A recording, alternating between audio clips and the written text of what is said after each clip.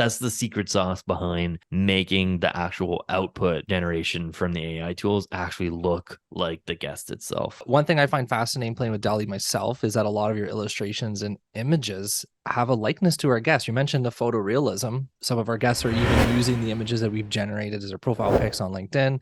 I hope to do that as maybe the outcome of this episode. Are you going to share how you do that? I know Scott Brinker's the example you used for Mozzapalooza. It all starts with a bot called Pixie.ai, and it's created by Insight Face Swap. You can find their GitHub. They're an open source Python library that offers 2D and 3D face analysis tools.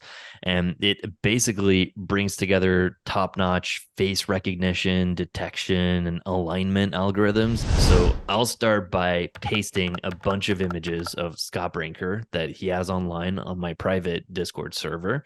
And then my favorite one, you save that image to the Insight Face Swap bot and you say, this is Scott. Like, remember that this ID name Scott is this image, essentially.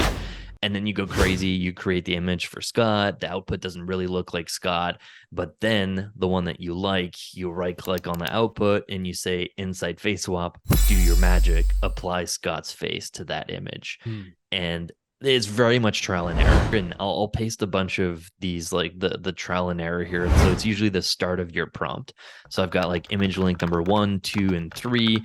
And then the prompt says, in the style of flat illustration, neopop, geometric, bold stencil, minimalist.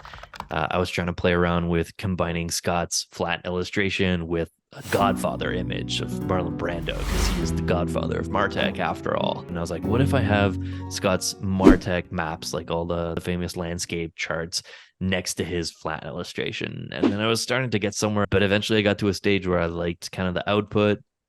And then I picked the one I liked the most and then applied Scott's face to it. Damn, like there you go. And that's the cover art that I use for Scott. So that's